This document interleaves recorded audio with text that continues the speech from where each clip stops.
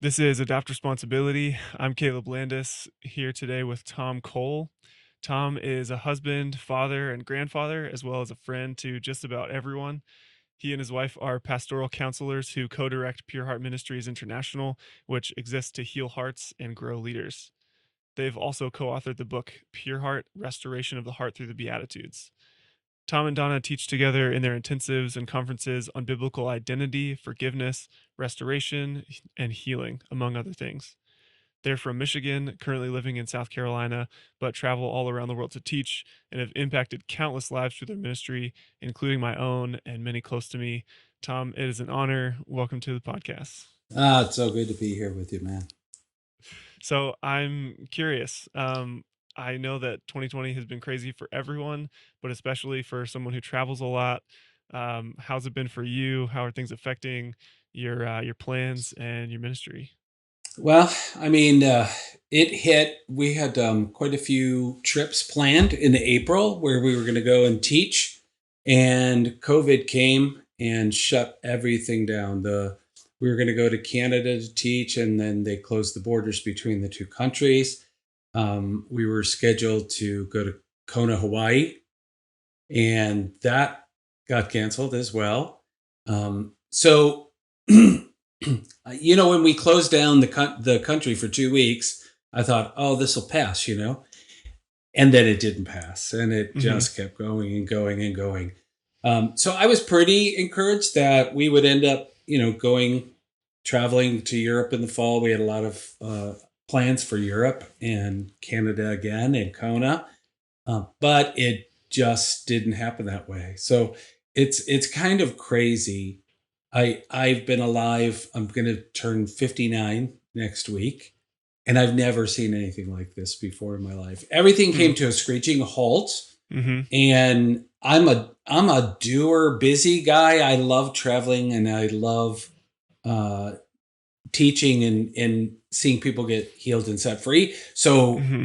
I kind of was going a little crazy, and then I got COVID, and that was in June. Yeah. Wow. And I I was not one of those non symptomatic people. I was not asymptomatic. I was Mm-hmm. extremely sick and Yeah. developed pneumonia, and it was horrible. I've had dengue fever twice, which is horrible, and this was worse. So Wow. at least for me and for Donna got it as well. And Mm-hmm. so I have friends that are kind of deniers that coronavirus exists, and I'm like, no, it's real. Yeah. That Mm-hmm. doesn't change my politics on it, which we Mm-hmm. might talk about that in little bit. But yeah, it just brought everything to a screeching halt, which I think it had some real deep. God wanted to do some deep issues in me about identity Wow. and from what I do, not who Huh. I am. So I Hmm. think he did. I think he went really, really deep, and it pushed us really to just seek him in this Mm-hmm. season, and that's what we've been doing. Even this month, we're praying and fasting for the whole month, and every morning, Hmm. Donna and I get up. We invited other people, but no one wants to get up at 6 a.m. Um, but it's just we've been connecting with him and talking with him and praying for our country, for the world. Mm-hmm. So I think it's given us a good shift. Yeah. We're about ready to go to DC, Washington DC, in a week and a half, which I'm super excited about, and we're Nice. going to be What's there? teaching there. David's Tent. If Oh, you're right. familiar Yeah. with that, Mm-hmm. it's a worship that's been going on 24 hours a day, 7 days a week for 5 years, and they're doing a school and it's kind of a school slash prayer session that's going to be going on leading up to the elections. So we're going to go for a week and do Pure Heart, and then lead them in prayer at the tent, Mm-hmm. in praying for the broken people in our nation, those Yeah. who are wounded emotionally. So and then we're going to, of course, do some prayer walks and pray for the upcoming election. So I'm super excited. I love DC. I love going there. I'm a political junkie, and so it's kind Mm-hmm. of the heart of all of it. So yeah, Yeah. Man, that's really cool. Yeah, I'm excited and for we're you going to guys. Lancaster. What was that? We're going to Lancaster. We're teaching at the Oh, really? DTS in My Lancaster. stomping Yeah. grounds. Oh, right, I at the know. newly established YWAM Lancaster, right? Exactly. That's Exactly. amazing. So, Oh, yeah, very we're cool. really excited Nice. about that. Yeah. Man, so I am so curious to ask you more about your COVID experience. I was just realizing last night, I think you're one of the only, you and Donna are some of the only people I know personally who actually had it. And I Yeah. know, like you were saying, some people just get it and they didn't even know that they had it. But then other people are like on the brink of, and obviously many people have actually passed away from it.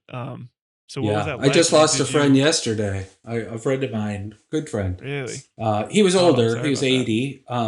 man. But he passed away from COVID related problems, complications. But yeah, I guess I'm getting to know more people because I was pretty vocal about it on Facebook. I was kind of Hmm. documenting, not when I was really sick. When I was really sick, I social media just died Yeah, I'm sure. because I felt like I was dying, and Yeah. I didn't even watch television. I mean, it just had no interest other than not being sick. And it Yep. was a terrible experience because we actually could not find medical care. Um, None of the Really? doctor's offices would take us because we had COVID, or they were pretty sure we had COVID. I Hmm. had all the symptoms that they talk about. I lost all sense of smell and taste, which is horrible. Man, It's great to lose weight though, because you don't want to eat if you can't taste it. Um, silver lining. uh, yeah, yeah. I mean, body aches like you can't even imagine. Terrible, terrible Man. body aches. You just feel horrible all over. Terrible headaches, sore throat. Eventually, I got the tingling in the toes. Like my toes felt like they were falling asleep.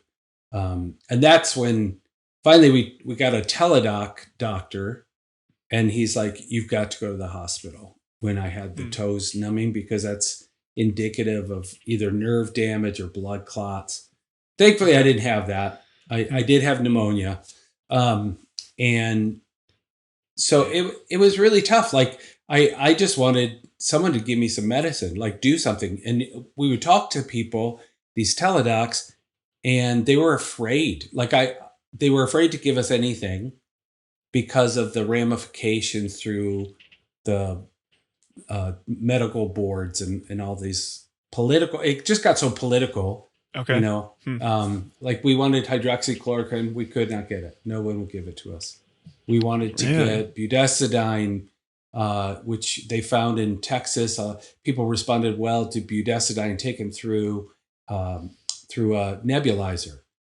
Couldn't Okay. get anyone to do it. Finally got one doctor to tell us, "Tell me you have asthma." And so we said, "Okay, we have asthma.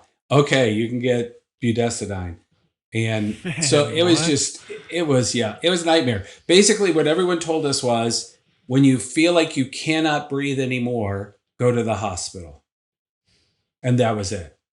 And yeah, So yeah. wait till you get to that point and hope Yeah, it's yeah, fine. yeah. And it just didn't. We didn't get better. We Man. tried. They put us on antibiotics. They put us on steroids. We didn't get better. Finally, somebody read. Donna read an article about half hydrogen peroxide, half saline solution in a nebulizer, Hmm. because hydrogen peroxide is H2O2, so it's an extra oxygen molecule, and Oh, okay. oxygen kills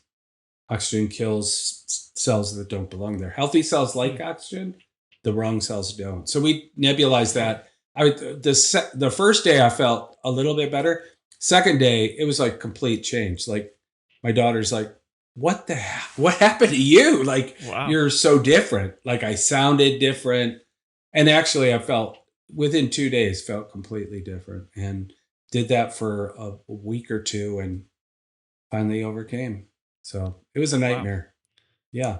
Gosh. Well, I'm glad that are you fully Yeah. recovered now? Fully Totally healed. feeling Fully fine. healed. Yeah. Taste, smells, back, enjoying Oh, food thank again. goodness. Yes. Man, Yes. that's good to hear. Yeah. So No. why wouldn't they give you hydroxychloroquine? It's political.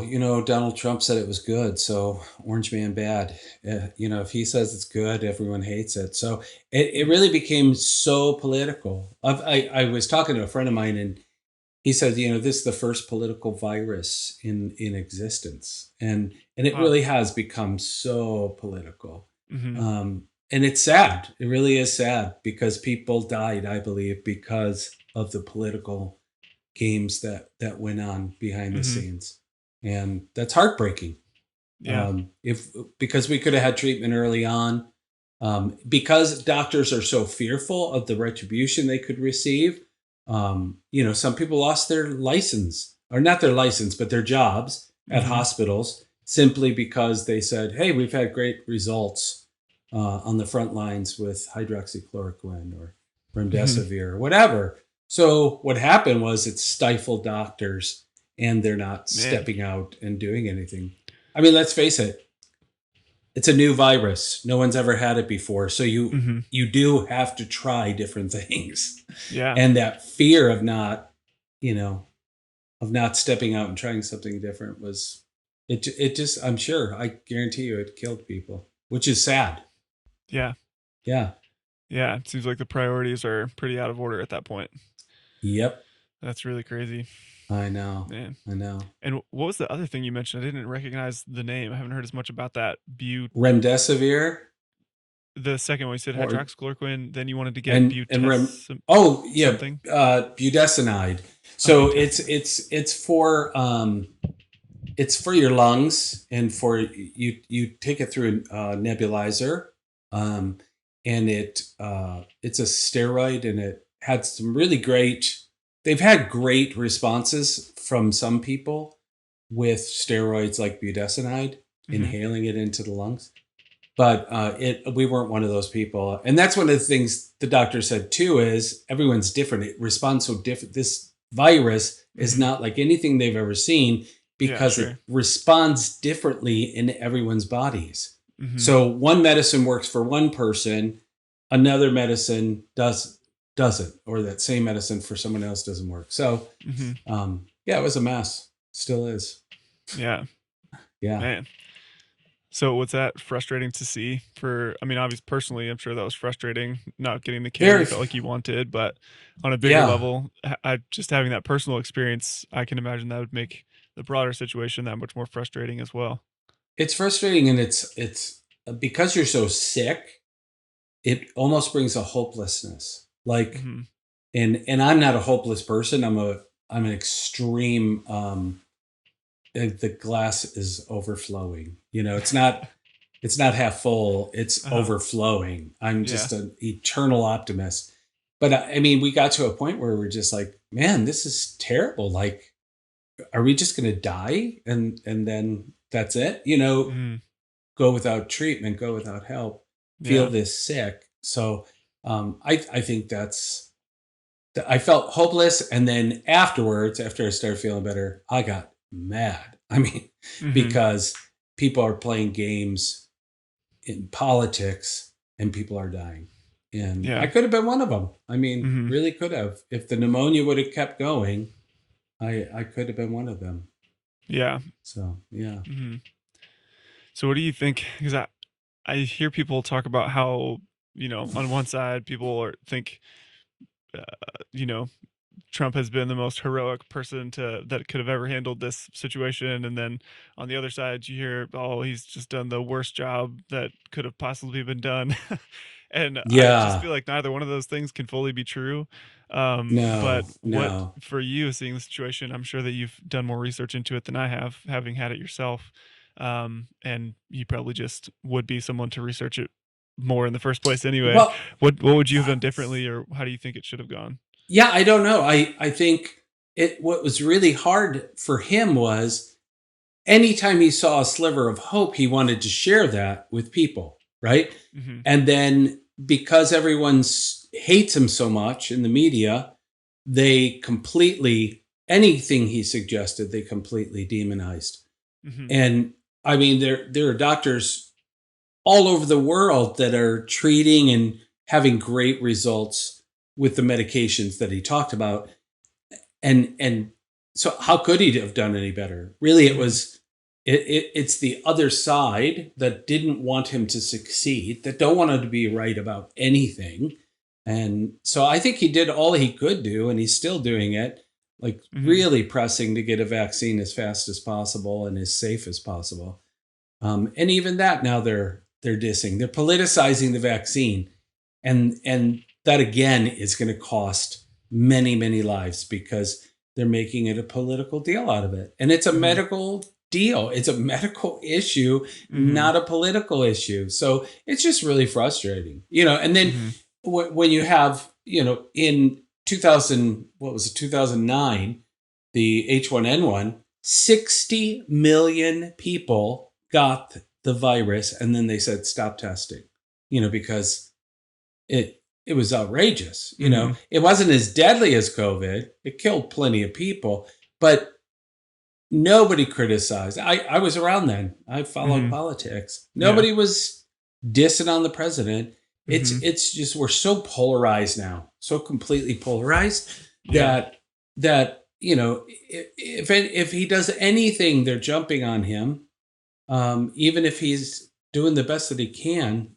Mhm. And honestly, I don't think anyone could do any better Mhm. under these circumstances. He listened to the doctors and shut the nation down, which trashed the economy and cost, you know tens of millions of people their jobs. But he trusted the experts, and then people are dissing him for job losses in the country. I'm like, what are you talking about? A lot of people on the other side would have us still locked down completely, Yeah. and unrealistic. So, Mhm. yeah, I don't know. It's insane. I just heard something today that just absolutely shocked me, and that half of the current unemployed people, a lot of people went back to work. It's lowered significant. Mhm. Half of the unemployed are from California. Half. Wow. So, yeah, yeah, that's insane. So, 25 million people, half of those are from the state of California, and they Crazy. have locked down like crazy. They Hmm. haven't opened up really. They opened up for a little tiny bit of Mhm. uh, time and then shut down again. So Wow. it's crazy. Yeah, it's a political virus. Hmm. Yeah. Yeah. Yeah, it definitely seems like a no-win situation for whoever was gonna be making these hard decisions. Oh, It's something absolutely. that, Matthew and I have talked about on these podcasts already is I think we just people in general, but maybe especially younger people, like, more around our age, tend to think that I don't know, just have these expectations of people who are in leadership, in positions where you have to make tough decisions. And it's so easy to criticize or so easy to suggest how something could have, or just point out what's wrong with something. But I think rarely people have an actual answer to, okay, well, what would you have done? Or how would you have handled it differently that would have been so much Exactly. better? And I think Yeah. the reality is that most people have no answer to that, but it's just easy to No. criticize when people are Ex- hurting or when people are upset. So, Totally. Totally. yeah. Yeah. Yeah. It's crazy. Yeah. All right. Well, we can come back to some of that stuff. Definitely Okay. interested to pick your brain on some of those things, but I also wanted to give you the opportunity to remind me because I know some of it, but probably not all the details. But then for anybody who's not familiar with you and is going to be listening to this, I wanted to just ask more about Pure Heart. So I know that's just what you're all about, and like you've already said on here, you just love that. So, what were some of the origins of Pure Heart? What is Pure Heart exactly? And I Yeah. guess, yeah, what I'm interested in is how did you and Donna get into starting it in the first place? Yeah. So Pure Heart came out of a place. I always tell people Donna and I were so jacked up and broken, um, after we came to Christ. Before we came to Christ, we were really jacked up and broken.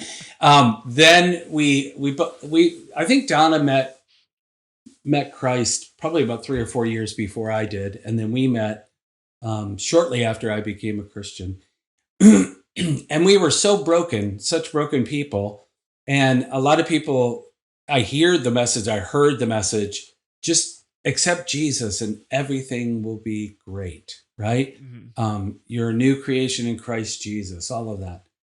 And that's true. You are a new creation, but there's still like this thing, our mind, it's very clear in scriptures, has to be renewed. Mhm. and there's brokenness that he needs to enter into and do a work and heal us. So both of us came out of we both had sexual abuse in our past. We were both addictive people. I was especially addicted to drugs and alcohol. She was more alcohol and weed. And we both lived as active homosexuals. So we were both gay, living in the gay life. And so when we came to Christ, it was really interesting. Nobody ever told me, I never heard a sermon that it was wrong after I came to Christ. I just had this knowing deep down inside that it wasn't God's Hmm. best or his will for my life. Um, Wow, that's really and I didn't interesting. know. Yeah, yeah. Hmm. It was just like a knowing in my heart. And then, of course, as I started reading scripture, if you just read scripture, not knowing anything, never hearing a sermon or reading a theological treatise on homosexuality from either point of view, Hmm. um, it's pretty clear it's not his will, and so that just reinforced what I believed about it. And I would like to say that when I came to Jesus, snap, I was no longer attracted to men. That was not the case at all. Uh, and this was 1986, and there was, gosh, just a lot of conversation about that particular issue. Hmm. And there was a lot of hatred from the evangelical church towards gay people. Like, just not Hmm. a gentle, compassionate view Hmm. of people who came out of or who are in that lifestyle. So, but I had these feelings, and I'm like, I don't know what to do with this. And I thought, well, I'll just give God my life, and I'll be a missionary, and I'll be single the rest of my life. And I just take this as one of those things that I have to take up my cross daily with, right? I never heard of somebody being gay and then not being gay. Just never Hmm. heard of that. Wow. So, and then I met Donna and a couple other people at church. In fact, one of the guys, I write about him in our book, his story. He was the first person I met that said he came out of homosexuality. He was married. And he popped into my head yesterday. And I always take that as like a little nudge from God, when somebody just pops into my head. And I sent him a text, and he called me back very shortly afterwards. And he's like, Brother Cole, we're still doing it, man. We're still doing it. He's like, I'm 60 and I'm still married and I'm still in love with my wife and we're still doing it. Wow. And it's awesome. So he was one of the first people who openly shared that. And Hmm. the first person that I went, oh, okay, maybe I don't have to be like this. Maybe I can fall in love with a woman and get married and have a family and have children. And so that kind of hope came into my heart. And I didn't actively pursue dating or anything like that at that point. But I met Donna at a prayer meeting, and she shared her story of coming out of homosexuality, and she had a like dramatic, ridiculous vision from heaven, came to Jesus in a Catholic church, and she walked out of the church. She said, "I never drank again. I never smoked weed again, and I knew I wasn't homosexual." And I'm like, "Dang, I wish I would have gotten that deal. That sounds like a much better deal." So she shared with me, we became super good friends and prayer partners. And she went to see these Catholic ladies for something called inner healing. Well, I'd never heard of that. And she goes, I really don't know if I believe in it. The Bible says we're new creation, old things pass away, all things become good. Paul said, I don't look behind, but run forward. And Hmm.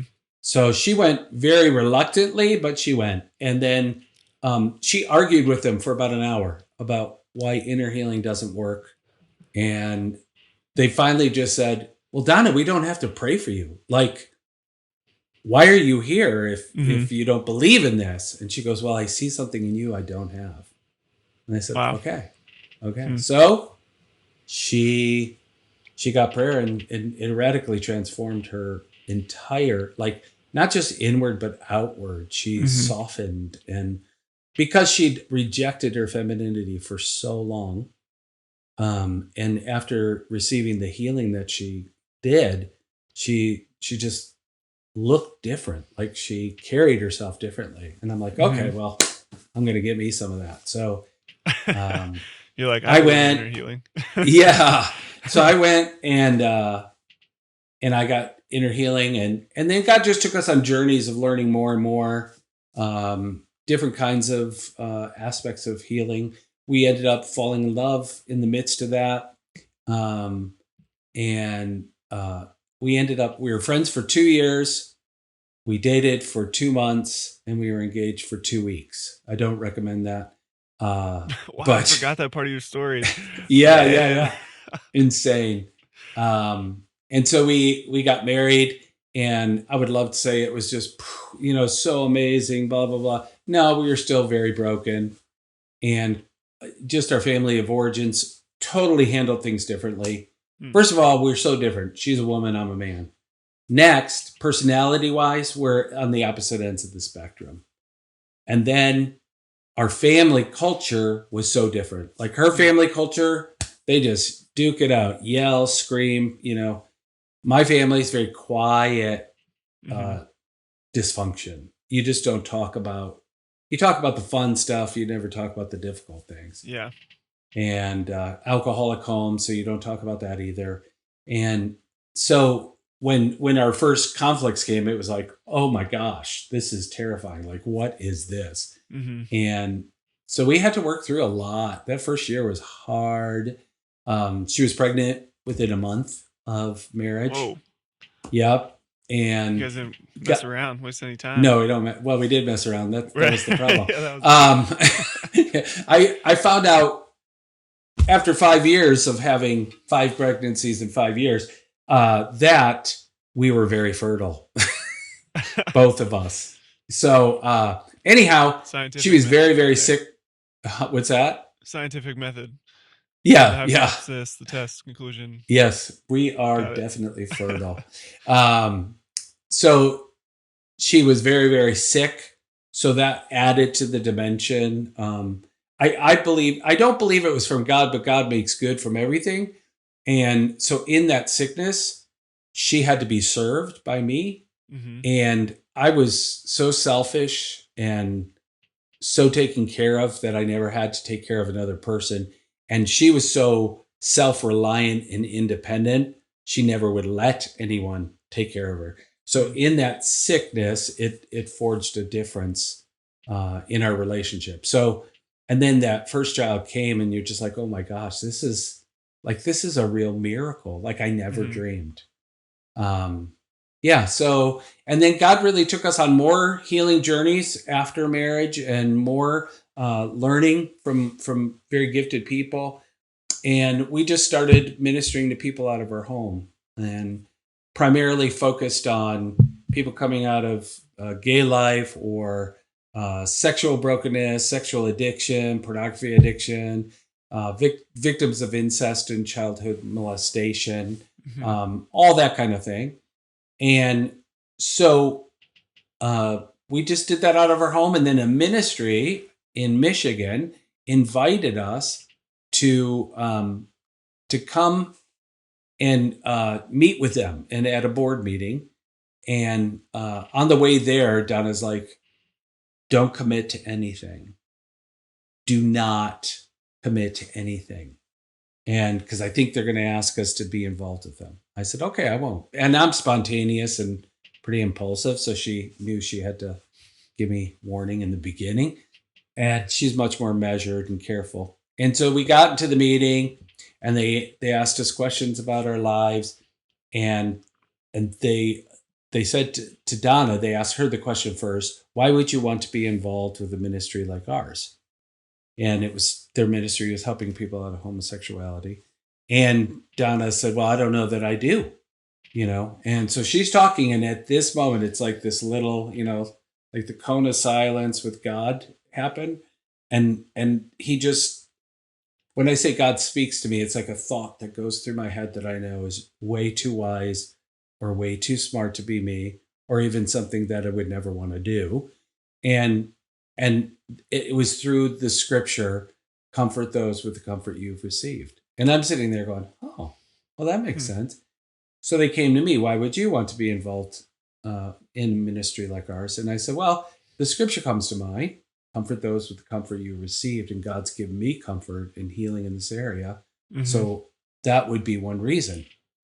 And they said, great.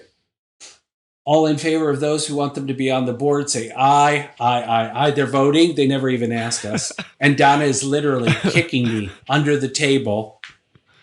She's like, and then we left there, and I'm like, I didn't commit to anything. They never even asked. And that's when I coined the term Jehovah Sneaky, because God God wanted us involved, and he knew if we had an opportunity to say yes or no, we would have hesitated. Hmm. And so that began ministry. I became the director of the ministry shortly thereafter, and began counseling, doing pastoral counseling. No clue at all what I was doing. Like, I was terrified. They just said, okay, you're the director. On Monday, you have a counseling appointment. I'm like, what? Counseling? Like, wait a second. What are you talking about? Wow. And that's when I really learned how to just follow the lead of the Holy Spirit, and just listening to the still small voice in directing me. And so learned a tremendous amount through that. Went through a training in New Zealand that really set the course um, for a ministry even till now. Hmm. Living Waters training, and um, and so we did that for 10 years in Michigan, another year in Dallas. We moved to Dallas and became a part of the ministry there. And then God very clearly called us to Kansas City and to the International House of Prayer in Kansas City. And Donna is a hardcore intercessor. So that's like Mecca for her. Hmm. Um, I love to pray, but that's not my primary calling. But I just knew that I was kind of burned out at this point too. And so it was a time to just sit before God and soak in worship and serve. So I served the Welcome Center, and I served in the kitchen. And I said, I'm not going to do any ministry, pastoral care at all. And I didn't for about a year and a half. And then I was invited in by the pastoral care director to start helping him, just meeting with pastors who were burned out, because I had been there, Hmm. and meeting with people who were dealing with sexual brokenness, and eventually started ministering in that way, and ended up becoming the director of pastoral care. So our focus moved from primarily sexual brokenness to all brokenness, because pastoral care, 4,000 people, the church was about 4,000 on a staff of about 1,000, 1,500. Um, there's an array of brokenness. Yeah. And what I learned is it's the same root, different fruit. Like, no matter Hmm. what's going on, it all comes from the same root. It's brokenness, it's family of origin stuff, it's lies that we believe about ourselves. It just shows itself in many different Hmm. facets. And through that, I wanted to develop a program that was short. Like, the programs we were doing were 30 weeks, super focused on one brokenness. And that's how Pure Heart was born. It was out of a desire to see the healing we experienced happen to a greater audience. And Hmm. so it was a blast. We started I'm a what do you call it, procrastinator. Yeah, I'm a dreamer, and I dream things, and then I get bored with the dream and move on to the next dream. Hmm. And so I'm a great starter, not a great finisher. So knowing that about myself, I started the group without the material written, so I would have to write the material before the next week. And so I did a Nice. rough version the first time.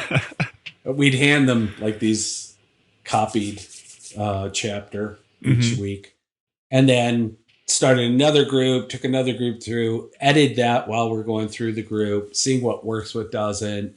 Um, and then we finally did a final draft and had it edited. And so it was born there and became an integral part of IHOP. Like, everybody went through it. Thousands of people Hmm. went through it there. Um, and then we did like weekend conferences at churches and trainings for churches to do Pure Heart groups. And then God threw a wrench in everything, and we got invited to Kona, Hawaii, to teach at the YWAM base. And I had always loved the YWAMers I met along the way in life. I just, there's something special about them. And so we went to teach at a Performing Arts DTS in May of 2010. And the minute I stepped foot on the campus, I knew that this was a place that we were supposed to be at. Hmm. And so we, at the end of 2 weeks, Donna's like, no, I'm not leaving Kansas City. There's no way. And by the end of the 2 weeks we were there, God really worked on Donna.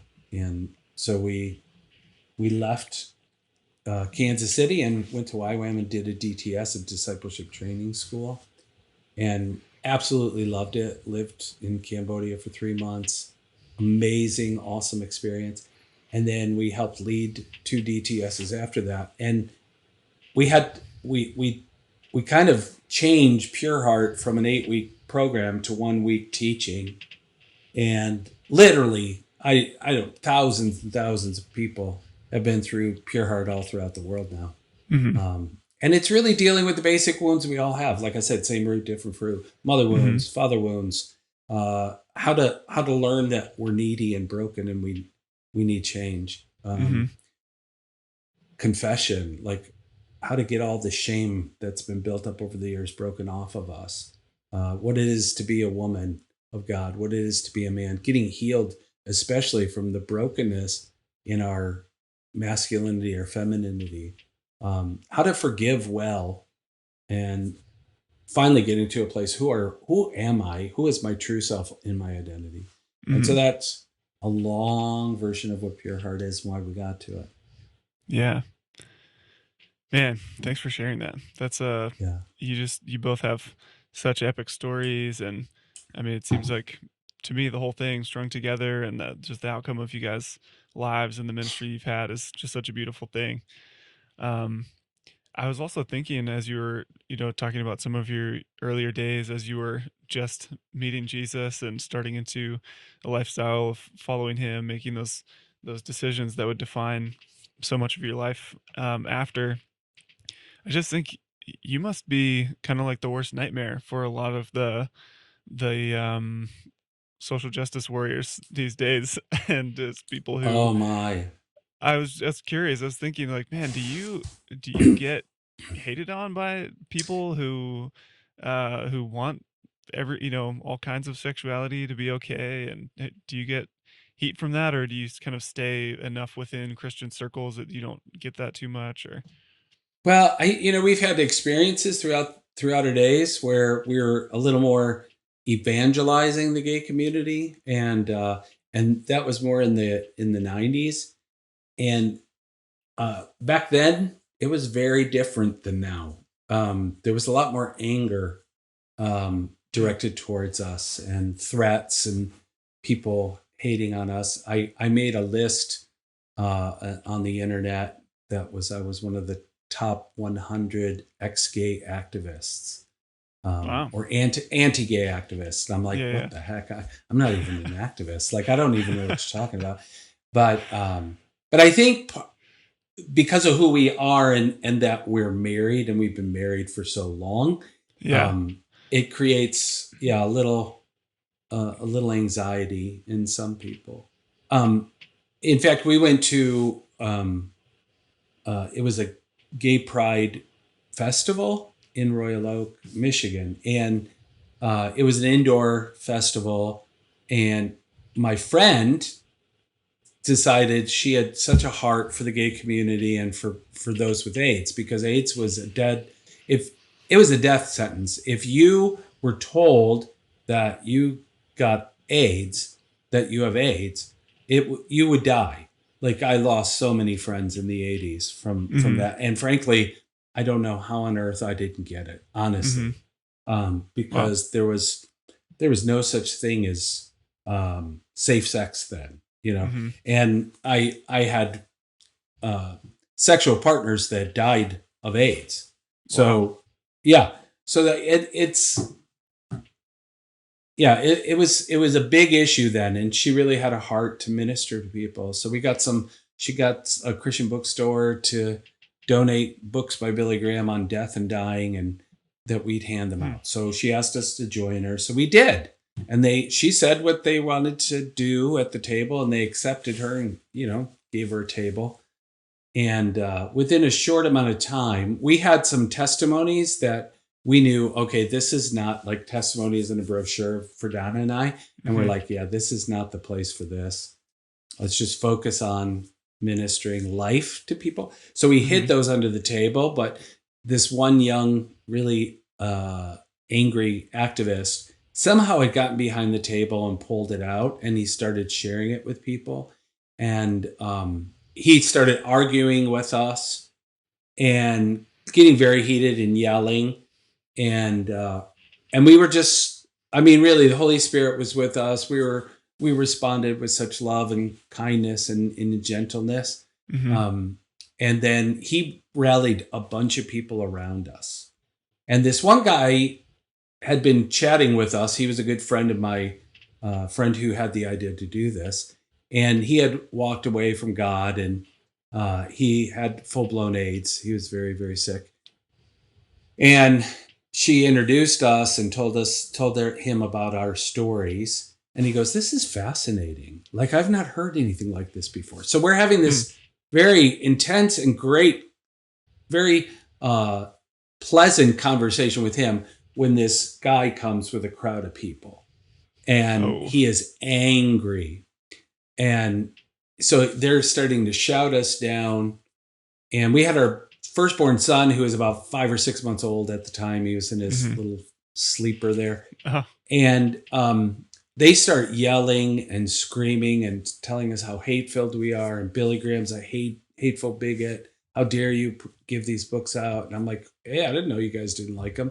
I thought everyone liked Billy Graham. I was Yeah. really kind of naive. And then they started threatening to burn our books. And he said, "It will kill your baby." Oh my And gosh. then, yeah. And then this friend of Wow. ours, Peter, his name's Peter. Um, he said, "Well, I think they have a place here. They've gone through the same things we've gone through. Like, they're our family too. And I think Hmm. they should be able to have a voice." And this guy got up in his face, the angry guy, and said, choose today. Are you with them or are you with us?" And Peter said, "Okay, if you have to have it that way, I choose them. I go with them." Wow. And we became super good friends with him.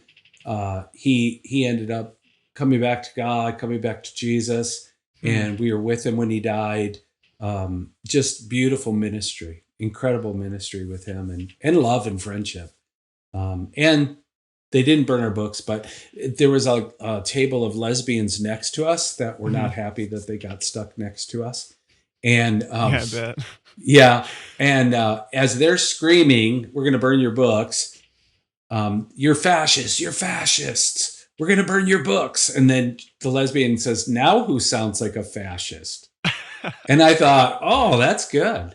Wow, And at that's the end, we had incredible this, isn't foreshadowing to what's happening well, today. isn't it though? Isn't Hmm. it? Yeah, yeah. So, anyways, it was amazing. And at the end, when my wife gave the flowers, we had this beautiful flower pot to the lesbians, and they're crying, and they said, "We're so sorry this happened to you."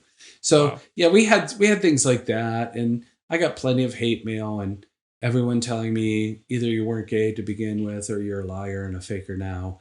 Hmm. Um, but then I got involved in a project called Bridges Across the Divide, which was an internet project, bringing together gays, mostly gay activists, and ex-gays, Hmm. and to break down barriers of hostility and learn how to communicate and talk to each other in civil discourse. So I was involved with that for about 4 years, and through that experience, I gained friendships all over the country with gay activists who now are Hmm. still very dear friends of mine. Wow. And yeah, so it was amazing. It was an amazing season. Um, Now I just make people mad because I'm very vocal about my views on just about anything. Um, and most everything I believe in politically and socially is very against the grain Mhm. with most socially acceptable things. I mean, today, and I'm sure you guys know this, you probably received some hate mail. Um, I mean, just to say that there's only two genders Mhm. is one of the most controversial things you could possibly say today. Yeah. And Wild. and so I've kind of believed that for a long time. Mhm. um, yeah, even when I was gay. So yeah, it's a pretty hostile environment.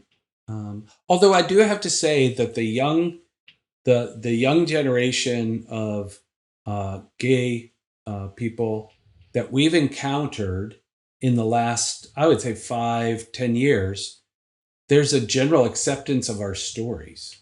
because in the 80s and 90s they were fighting for life and they were fighting for rights.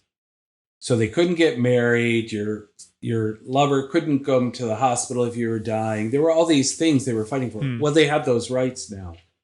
And so there just seems to be, at least our experience, an openness to our stories from young gay men and women. Mhm. Yeah, Yeah. yeah, So what's your message then? I mean, your life definitely speaks for itself in a way, but yeah. explicitly, what would you say to a generation of people who are growing up with very different um, understanding, very different perspective on gender, on sexuality, on what a normal family unit is supposed to be, having a mother and a father, and if that's important, and what's kind of on your mind or on your heart as you see all these things, these debates going on, and the mainstream turning more and more um, liberal on a lot of those issues. Yeah, it's very sad, honestly. It's really well. It's kind of like BLM is not hidden in um, their point of view on this issue, and they want to see it's on their website. One of their values is to see the destruction of the nuclear family. So, from the left, it's really coming that no, we're redefining everything. We're reimagining everything, Hmm. and that's including what a family looks like. And and that doesn't mean uh, family. When I was young, it was very clear. It was a man, a woman, a husband and wife, and children. Hmm. Then it became a man and a man, or a woman and woman and children. But they're redefining it to a level of why do you need to be with anyone? And a family could be just a woman who wants kids or a man who wants kids. Hmm. And of course, we know biologically, if you were an honest Darwinian, you would say all of this is preposterous and that it's a severe uh, uh, what would you call it? Like an I'm trying to think of the word I'm looking for, like an aberration in the genetic pool Hmm. for gay people because gay people can't have children. Right. So now they're developing it genetically where you can have genes from the dad and from the two dads and implanted in the egg, and then it's like two dads Really? share the. Yeah, it's really Didn't kind even of know weird. that. Oh. No, it's getting pretty close to being possible, and so it's a redefinition of everything which is about family. Even though science shows us very clearly that the most healthy outcome for a child is to be raised by a father and a mother. Clearly, I Hmm. mean it's obvious. I don't care if you're an honest sociologist, then you have to look at the science, look at the Hmm. studies, and see that a child turns out best, ends up becoming more sociologically settled, more apt to go on in life and be successful, to get an Hmm. education. So it's just sad for this redefining. It breaks my heart because I know what the end goal will be, and that the children are the ones who are going to suffer. Yeah. And yeah, so I'm a purist, old fashioned, um, mindseted person saying, yeah, it really is a family is a husband, a wife, and kids. That's Yeah. family. Yeah. Yeah. And that's offensive to a lot of people. And but I do think that we have to come at it with such a heart of compassion. Like, I know what it was like growing up, feeling feelings that I didn't want. Mm-hmm. Like, I didn't choose those feelings. I chose to act on them, but I didn't choose those feelings. And I got mocked and picked on because I didn't fit the stereotypical boy Yeah. role. I Hmm. was creative, sensitive, Mm-hmm. which is who I am. I'm still creative and sensitive, and Yeah. I'm a deep feeler. Um, but that was not a typical boy. And so I received a Hmm. lot of, I got beat up a lot for no reason, just picked Man. on. So I know a lot of people go through that. So we have to be careful how we approach it and Mm-hmm. recognizing their struggle and how they feel. Like, really what they're going through in their hearts is a very, it's a wrestling and a difficult thing. So I think the church is getting more and more compassionate. Um, and then I believe there's a false compassion that Mm-hmm. then leads to, I accept you. Yeah. And Right. yeah, we embrace your same sex attraction.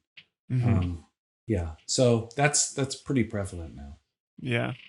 Yeah, What to you then is the heart of masculinity, and how do we make room in our understanding of masculinity for people that might not be, like you were describing yourself as a boy who yeah, might not be exactly stereotypical, like how the most average boy might be, but of yeah, course there are not everyone is going to be close to the average on something. So yeah, how do we make space for that? And as boys are growing up, how do we instill yeah, the important parts of masculinity but still have flexibility? totally. And so, first thing is we have to look at masculinity from a sociological point of view. So, masculinity in America or in Australia, where it was very much pioneering, overcoming. You had to be tough and really strong because you were taming the wildness, right? Hmm. More so than if you go to Europe is very different. What masculinity is in Europe is very different, I think, than America or Australia. Yeah. And then you Yeah. go to places like the East.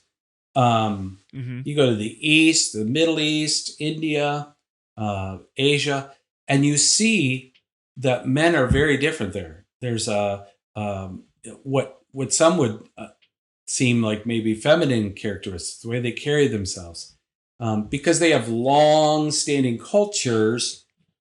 Like, they haven't been in a culture where you just had to completely take the land. Yeah. and Mm-hmm. and different cultural aspects, like in India and Asia and the Middle East. Little boys hold hands, Mm-hmm. young men hold hands and lay on each other's shoulders. Mm-hmm. They sit in each other's laps. They're very touchy, Yeah. um, and that's not considered uh, feminine or emasculine. Mm-hmm. So, so I think first of all we have to look at what is masculinity underneath all those sociological structures and tendencies, right? And I have to look to God because he's my palette. He's the one who he is truth. So what does he say about what a man is? Mm-hmm. And you could have all different flavors of men in the United States, even, Yeah. uh, and then I think we lose out. See, I think masculinity is, it's a heart of God. God created man and woman in his image. So, and he placed in men some aspects of who he is, and women in some aspects of who he is, and together they make a more whole look of who he is. Does that Mm-hmm. make sense? Yeah. So I believe he placed in men, and he made men to be initiators. Like, we take initiation. Mm-hmm. Uh, in relationship, he's like, we are protectors. Like, we're covering for our family. Now, even that's so controversial to say that in Yeah. today's society, right? Yeah. Like, how dare you? I don't need a man to protect me. Um, but if a spider shows up in the room, you just watch. Um, isn't it so crazy? I'm sure there's some people who say, I'm not afraid of spiders, but there's initiation, protection. I think a confidence in who they are, in their inner person, a Mhm. sense of confidence. That's healthy masculinity, strength under um, submission to God. Mhm. So, um, and that can express itself in all kinds of people. I mean, so many different kinds of people. You Yeah. could be a really masculine person, man, that is flourishing in the arts and creativity. Mhm. And one example is a good friend of mine. His name's Daniel. And Daniel was in a group that I led. And he was a drag queen. And he was raised by he was in a Hispanic family, raised by all aunties, a Hmm. couple of older sisters, and his mom. No men in his life, just women. They were the big influences of his life. And so he developed very feminine characteristics, the way he talked, the way he walked, Mhm. because that's what he saw. Yeah. People say, "Well, you don't seem so very feminine to me." Well, I grew up in a home with my father, four brothers, and one sister. Like it was a masculine neighborhood. Mhm. So I had reflections of masculinity. So but Daniel didn't have that, and he became Miss Texas in a gay pride festival. I mean, he Wow. was, yeah, he was a knockout too, as a woman, and he ended up. Somebody invited him to a One Thing conference in Kansas City, and he went and got radically saved. Came Wow. home, burned all his dresses, forsook all that part of his life. Man. And yeah, and so when he came to the International House of Prayer, he's very effeminate. Like Mhm. he's, pretty fluid, in the Mhm. way he acts, and his voice is kind of feminine, um and people, he went through my group, and he would pray for someone, and I'm not kidding you, it was insane. It was crazy. He would pray with such authority, and he blessed people. That was his big thing. He'd be like, "I bless you, man." He would pray for the other men in the group, and I'm like, wow, this is nuts. Like there's Hmm. something here. Mhm. Authority and power. And so I just invited him to come and do ministry with us. And some people were like, "Oh, that guy needs your group." I'm like, "That guy leads my groups." Like, he's amazing, right? Yeah. And then someone came up to him and told him, he dances too. He studied ballet in college, Hmm. um, and someone he would dance in the prayer room. They had a dancing area, and someone's like, I got to tell you, you're releasing homosexual spirits into the prayer room when you're dancing. And she said, "I know you struggle with homosexuality." He goes, "Actually, I don't. I did, but I don't Mhm. now." And she was like, "I want to pray for you." He's like, "No, no, I don't want you praying for me." And he shared it with me, and he was really, with tears. He was really hurt. Mhm. And I said, "Who was it?" He goes, "No, I'm not going to tell you." And I'm like, "No, I want to know. I want to confront this." Mhm. And so I did. I sat down with the woman. I said, um, "Number one, there are probably 4 or 5 people in that prayer room that are actively acting out on homosexuality, but because they don't act feminine like you feel Daniel does, Yeah. I said, you are not seeing with the eyes of the spirit. You were seeing with the eyes of your flesh." I said, "You Mhm. will never confront another person like that in this prayer room like that." I said, "He is masculine to the core." And he is. Like he's so sure and certain, and walks in an authority and a sureness in who he is as a man. Mhm. And so you could put a super, butch muscle hunter truck driving dude next to Daniel, and they're they both could be masculine. Mhm. Or the big butch dude with the pickup truck is actually very weak in his masculinity, and Yeah. all of this kind of holds it up. So I learned a lot through that, and I learned a lot in accepting who I am, that I am creative, that I am Mhm. emotional, and that there's a lot of guys like that. Mhm. Yeah. Yeah. So yeah, masculinity is more um, how you behave than who you are. I mean, you are a man, Mhm. but not every man is masculine, in my opinion. Yeah. Yeah, Hmm. Yeah, so what yeah. I'm hearing you say is it's not so much certain character traits or characteristics that men should aspire to, but what was the definition you gave? Is more like strength submitted to God is kind of Yeah, the strength committed goal, to no matter God, what it looks like. one who initiates. They don't just sit back and let life happen, Mhm. but they take initiation. Like, I just see that is such an important part of masculinity, and that it truly is a strength that you take to give unto others. Like, Jesus was a man. He chose to come as a man. I always say he could have come as a woman, but no one would listen to him. And he Mhm. wouldn't have had an audience in the time that he came. So he had Mhm. to come as a man. But I mean, such a tender heart, and you can see the kind of friendships he had. Like, John laid his head on his chest, Mhm. because they were like eat laying down, and Yeah. and he had John just looking up at him and talking to him. Mhm. That is not something you see at most campfires. If a group of guys is going hunting, right? Uh, It's true. but Jesus didn't take crap, and he wasn't Uh-huh. afraid to confront, and he took initiation, and he had all the power, of God Mhm. at his fingertips. And yet he used that strength for others and to lay down his life for others.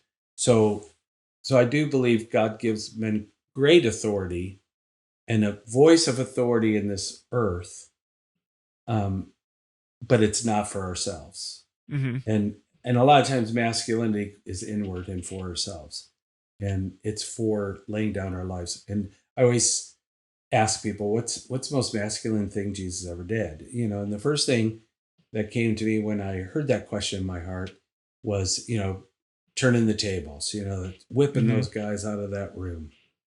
But then God just corrected me and said, no, Tom, the greatest thing that Jesus ever did, the greatest masculine thing he ever did, was when he opened his arms and laid down his life on the Mhm. cross. So that's strength and authority that's laid down for others or used for others. Yeah. Wow, that's incredibly profound. Feel Yeah. like I'd love to just pause and meditate on that for a while, but I'll do that later. Okay. um, yeah. So another thing that's coming to my mind as really masculine is someone who, and meekness is a term that comes to mind, and somebody who is a peacemaker and isn't just somewhere to cause trouble or stir things up, but is actually there to be level headed and to be someone who's um, bringing like a, I don't know exactly how to describe it, but just a presence that is in some way formidable, but also just like I don't know, like a check or an authority, I guess, in a situation.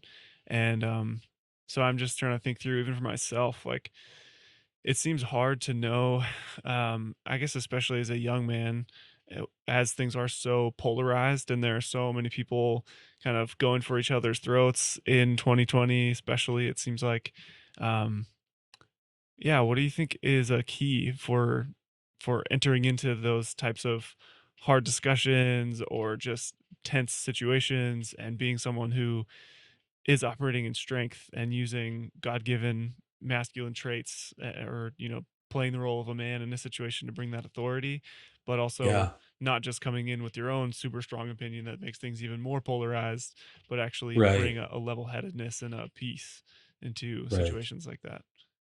Well, I think really forsaking and being rid of passivity in our lives. People who have been sexually abused are because of the situation they were in, they were vulnerable and at an age where they didn't understand, or childhood sexual abuse has a tremendous effect in making people passive. So I was incredibly passive. I Mhm. think passivity is not a masculine trait. You said meekness, which really is strength under control. Mhm. That's what meekness is. Because I think a lot of times people think of meek Jesus, and we see these movies where he's kind of mamby pamby, always talks softly, and, he just looks kind of ethereal all the time. That's Uh-huh. not meekness. Mhm. Meekness is strength under control. So passivity causes us to avoid conflict. So instead of facing conflict head on, and this is true for men or for women, passivity is can be it can cripple anyone, but especially in men, passivity keeps us from standing for truth, which Mhm. we know Jesus did clearly. We see that, in when he flipped those tables, he was Mhm. not passive. When he confronted the religious leaders and called them white walled sepulchres, vipers and snakes, Hmm. John the Baptist did the same. He didn't avoid controversy. I mean, Mhm. that was pretty controversial. The religious leaders of the nation, Yeah. to call them out on their stuff publicly. He did it publicly.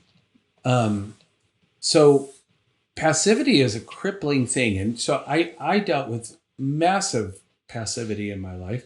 And the only way to really get rid of passivity is, face your fears, and you gotta just do it. Like, you have to stand in situations that are uncomfortable and have conflict. I remember there was a confrontation very early on in our marriage where we were leaving this church that had become very cultish, and the leader was really um, manipulative. Like, he was a very, it would have become a cult eventually, I'm sure. Mhm. And he called us in for a meeting because I had called out a way that the church owned a bookstore, and the way some of the money was handled was it was wrong. And so I just said, hey, that's not the way it's supposed to be. It's supposed to be like this, like real tame. Yeah. I mean, for me, it was a miracle, but to even say anything. And so we got called into this meeting, and Donna was there as well. And she was kind of like, I just don't want to be a burden to my leader, and Mhm. blah, blah, blah. And so, on the way into the meeting, again, the Lord spoke. And when I say the Lord speaks, it's a thought that goes through my head that I know isn't mine. And he very clearly said, look him in the eyes and don't stop. Well, I never looked men in the eyes, Hmm. or anyone for that matter. I was so intimidated and weak and passive that I would always look at someone's nose. And that way it Huh. looked like I was looking at their face, but I looked at their nose because I couldn't look someone in the eye. And so I did what he told me to do. And I was not comfortable with it at all. Mhm. And it was interesting because the way he responded to that was he turned on Donna and got super angry with her and started pounding the desk. And I'm like, what? And finally, I just slammed my hands on the desk and stood up, and I said, that's enough. This meeting is over. Um, and we walked Nice. out, and we never went back. But I would never imagine Yeah. doing that, Yeah. And so Mhm. I believe God put me in situations to cause strength to rise up, for me to break off passivity, and be who I was supposed to be, and to stand for those, especially who have no voice. Mhm.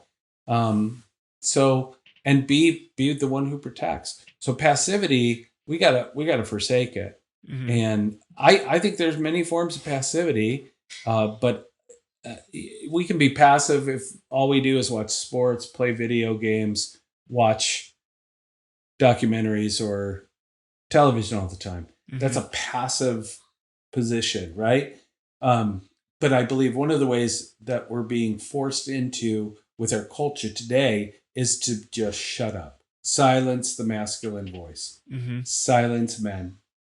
Um, And so I learned pretty quick. If you would have met me, oh goodness, if you would have met me when I was 17 years old, and you met me today, you would know who I was, because the two people are so radically different. Mm-hmm. Like, I love conflict because I know that conflict, and I mean this in a good way, that conflict is an opportunity to really dig at what people believe, right? Mm-hmm. I mean, I've learned from conflict. Yeah. I'll throw thoughts out on Facebook, and 600 comments later, we're duking it out with people, and all of us grow in that Uh-huh. if we do it well, right? So I have rules of conflict: no name calling, no cussing, you Mm-hmm. know, be respectful in our dialogue, Yeah. and I mean, it still makes enemies, plenty of them. I've got lots of them.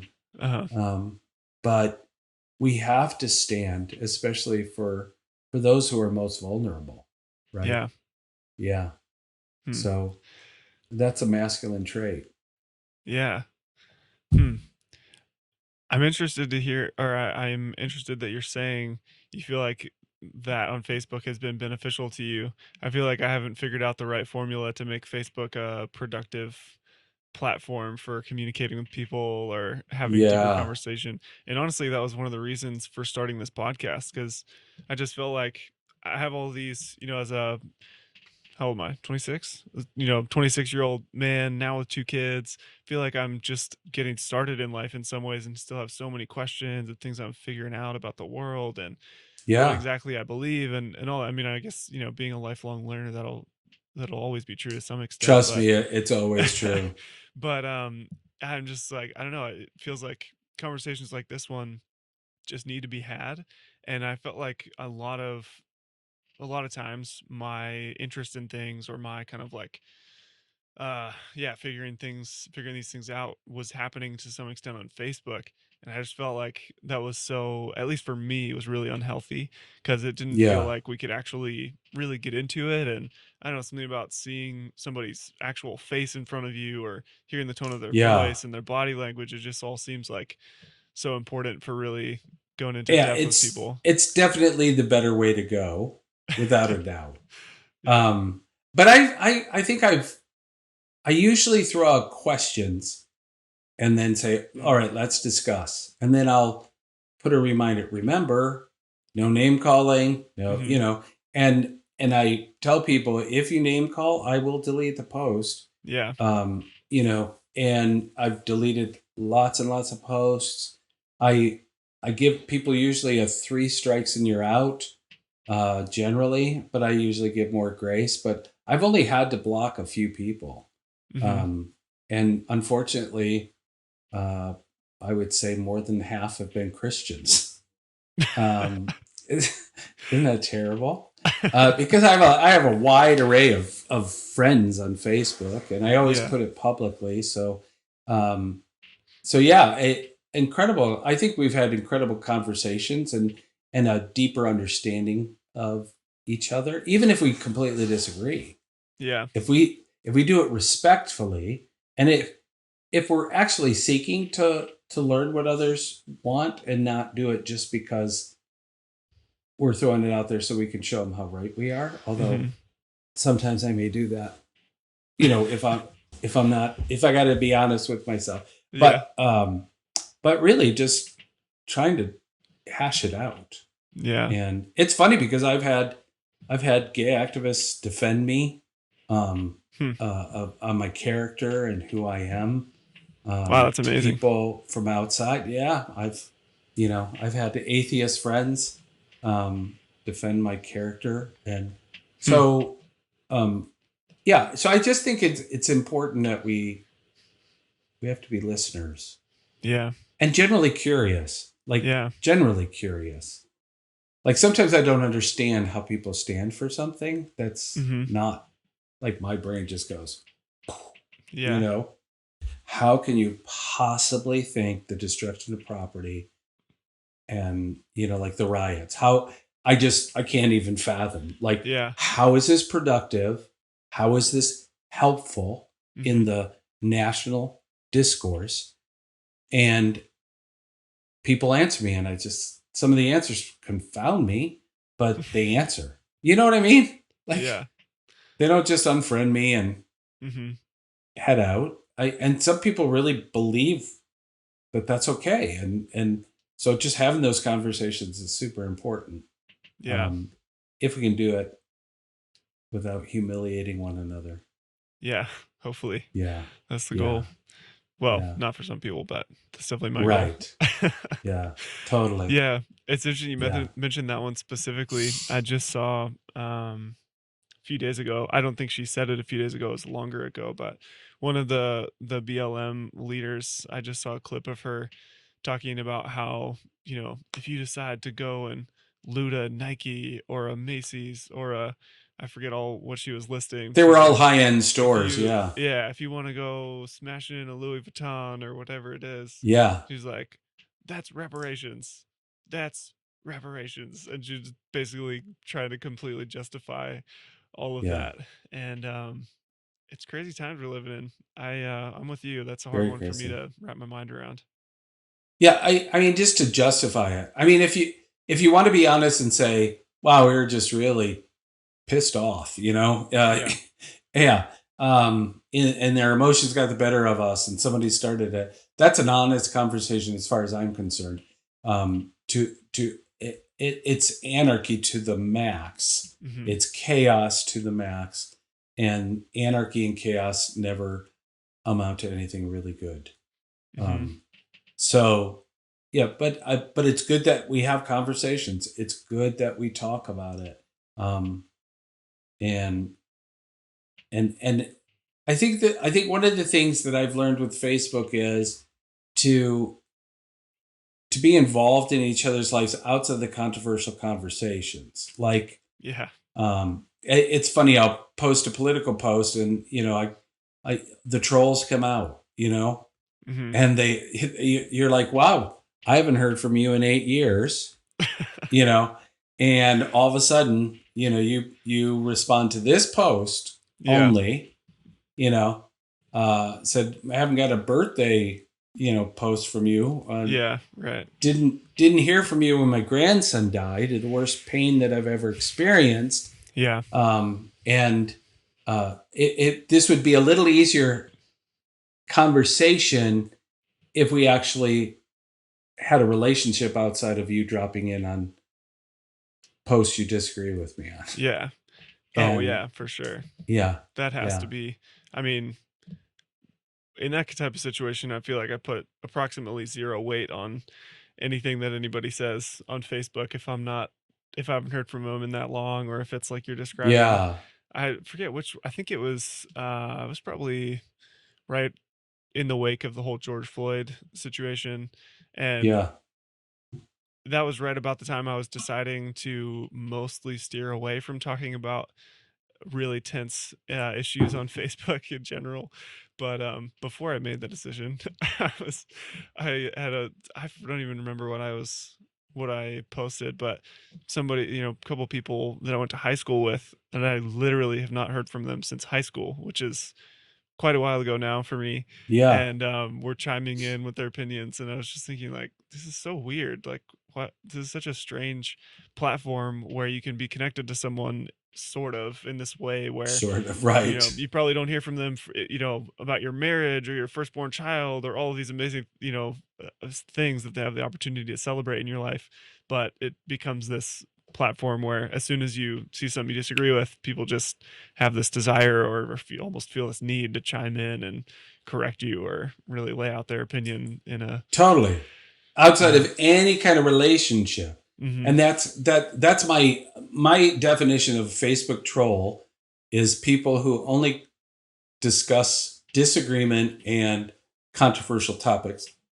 If I never hear from you when I post a cute picture of my granddaughter, Hmm. a little smiley face or whatever, you know what I Yeah. mean? Hmm. Um, that's a troll, because I really do care about those things in other people's lives. Yeah. Like, I'm kind of a Facebook junkie. That's my social media that I Uh-huh. am most connected with, and so I'm scrolling through my news feed, and Hmm.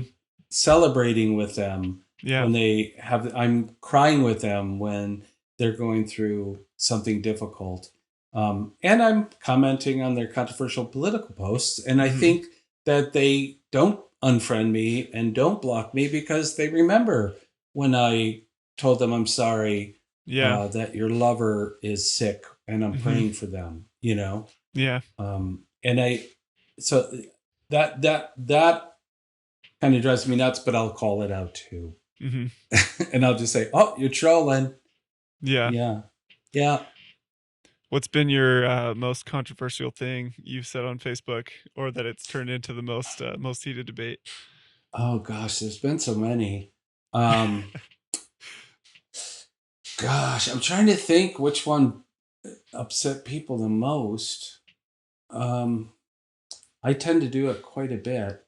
Uh I mean there was one, it was on this whole issue of the riots. I posted I just said, "How can you say this is okay?" And then posted, one of these pictures of the burning of, um,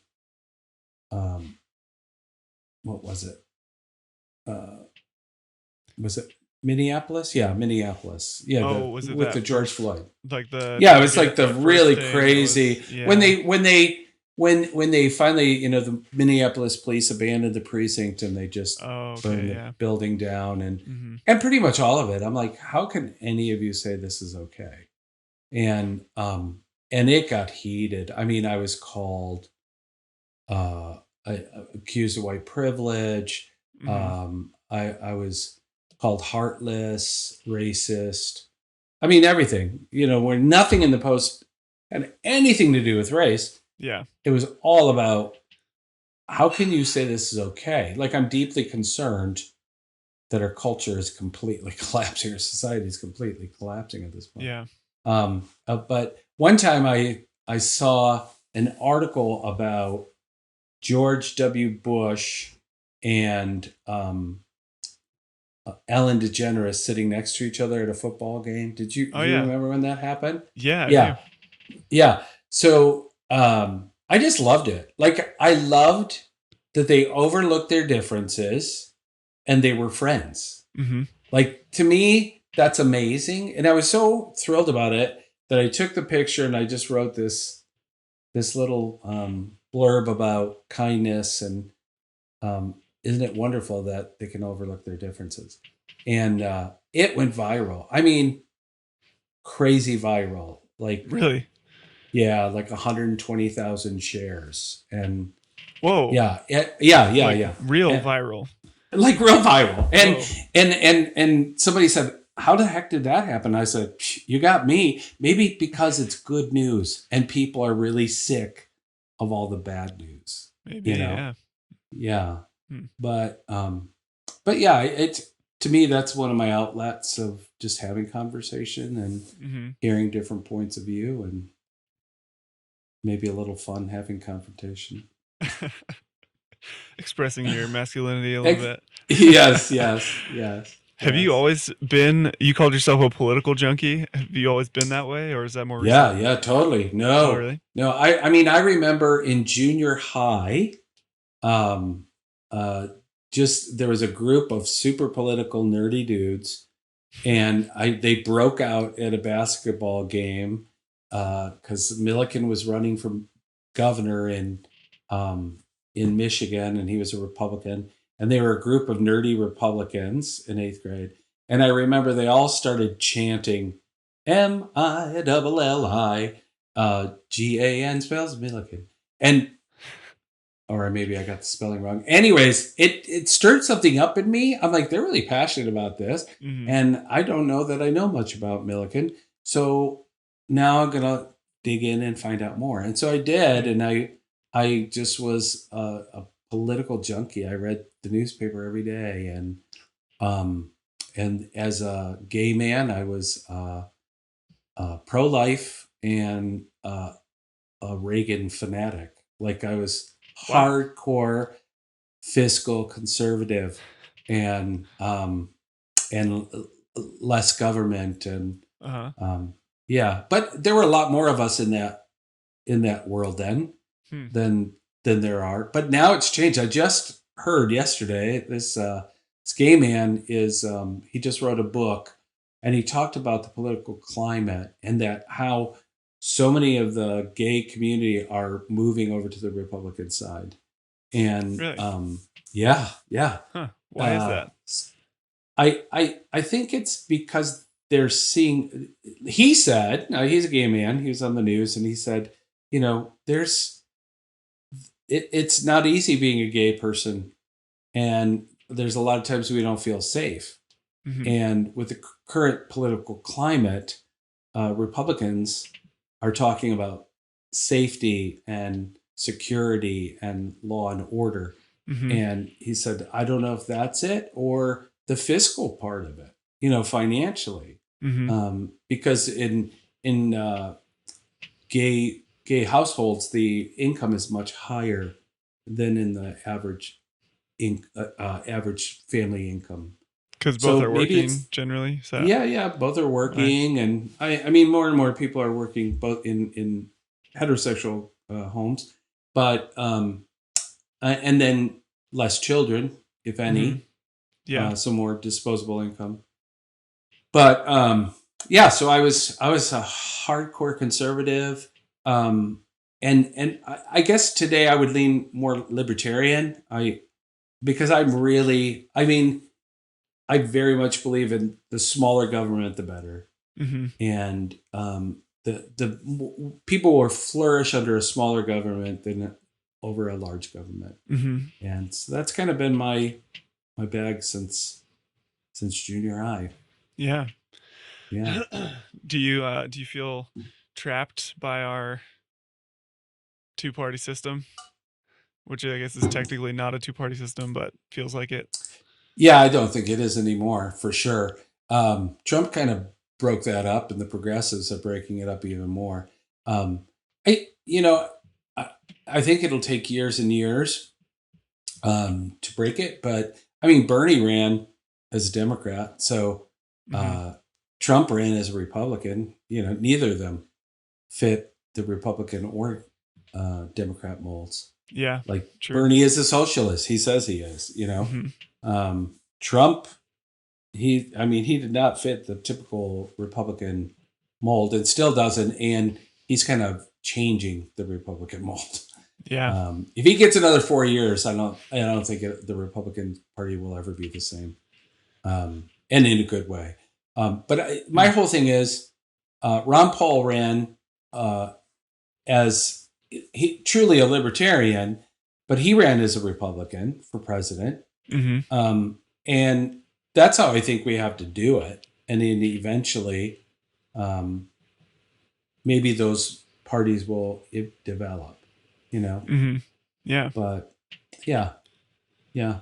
I don't feel too limited by it. You can work within the system, Hmm. you know. Um, yeah, What go What ahead. do you think? I was to say, what do you think about the actual Libertarian Party? And is it Joe Jorgensen? That's her name, the presidential Yeah, yeah. candidate. See, that's what I'm talking about. We had to question what her name was, right? Yeah. So, and they honestly, the Libertarian Party picked some of the worst candidates. Like Oh, they're really? terrible on camera. Hmm. They're not good communicators. The last guy, I can't even remember his name, but he ran in 2016, and honestly knew nothing about world politics. He didn't Oh, know wow. about geopolitical stuff. He didn't know countries. So um, I've never voted for a libertarian candidate because I know they're not going to win. And people say, Hmm. well, see, if everyone who thought that voted, we would change things. And I'm like, no, you wouldn't. Um, Not at all. So, No. but what would turn that tide? What would kind of I validate think another working within party? the party. I think working within the party. Okay. I mean, there are plenty of libertarians in the Republican Party. Sure. I don't Yeah. think there's too many libertarians in the Democrat Party, Hmm. although they used to be quite libertarian, or quite democratic, I should say, liberal, free speech and all that. Hmm. So I think you just got to work within the party. Bernie's done a great job. I mean, he's almost made it there twice, Yeah. right? True. and he's a socialist, and he does not identify as a Democrat Mm-hmm. in his vote. Like his party is the Democratic Socialist Party. Yeah. So yeah, he votes as an independent, not as a Democrat. Mm-hmm. So why not? Ron Paul, uh, where Ron's dad and Rand Paul, he's in the Republican Party, but that man's a libertarian to the nth degree. Mm-hmm. So he just decided to work within the party, which is smart, I think. Joe Jorgensen should work within the party and then build up name recognition in the party, but always expressing libertarian views, and then run as a candidate in the Libertarian Party. I Yeah. I I think they have a chance of really influencing, and I would say more and more are very much like that. You know? Yeah. I wonder if someone could do that. I mean, like a Bernie Sanders, or like a maybe even a better, more realistic option would be someone like Andrew Yang, or someone who could kind of, I mean, he's already built such a name for himself as a Democrat, but then I wonder Yeah, if in the next 10 years at some point he just broke off and said, I can't stay within this party, have to blaze my own trail. So we're making the UBI party. I don't know. That's a yeah. probably wouldn't be that, but whatever it is, wonder if it could work that way to actually It bring might. more It might. options. Yeah. But I mean, you have to play the game. That's what politics is, and I kind of enjoy the game. Hmm. Um, I You have to know how to play the game, and name recognition is what gets the vote. I mean, Hmm. it really does. If they don't know who you are, no one's going to vote for you, Yeah. and so it becomes a way of that. I mean, I believe Trump won because everybody knew his name already. He was already Hmm. a well-known person, and then the way he ran his campaign in 2016, he took the oxygen out of the room of everyone, Hmm. Democrat or Republican, in the primaries. He sucked the oxygen out of the media air, and he knows how to do it. And they fall for it over and over and over again. So he has name recognition. Yeah. I mean, everybody knows who he is. That's for sure. Hmm. Yeah. So you have to play the game, and I I do have hardcore libertarian friends who think I'm just whacked and wrong, and that I have to vote libertarian. Hmm. Um, and I'm like, well, not if they're not. I don't vote for losers.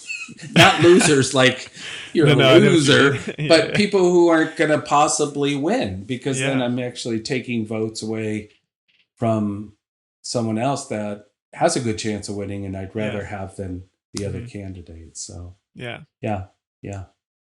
So you just actually need a stronger candidate that can convince everyone that they have the opportunity to win. It is interesting though, why is it that they don't get a voice in debates? They have presidential debates where it just be the Republican nominee, a Democratic nominee. Why not just throw the Libertarian one in there to make it a little bit more interesting? I think they have certain rules that you have to be registered in so many states and have in the polls enough votes.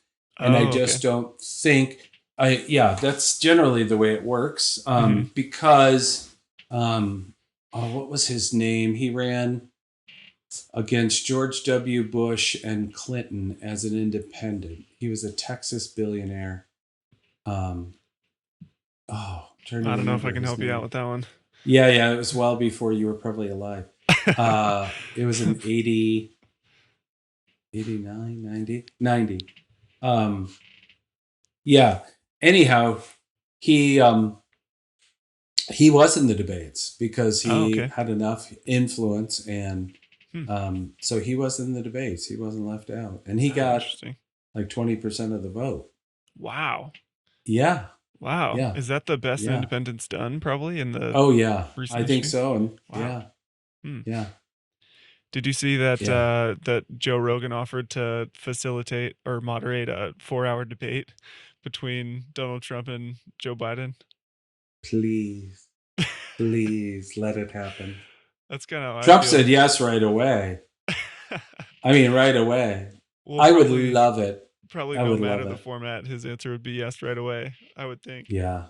Yeah. That'd be great though. Man, Joe Rogan's just Yeah. so raw. It'd be so fun to Oh, get it him would up be there such a and ask him just blunt questions and call them yes. out for their nonsensical answers, and that would be so fun. Yeah. He moved from California to Texas, or he's going to move.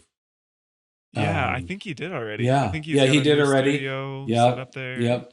Ben yeah, Shapiro's leaving California, moving to Nashville. Just announced it in the last couple of days. wow, Yeah. that's a wow. That's probably a well. I guess in terms of income, that's probably not quite as big of a deal for California, but still significant, I'm sure.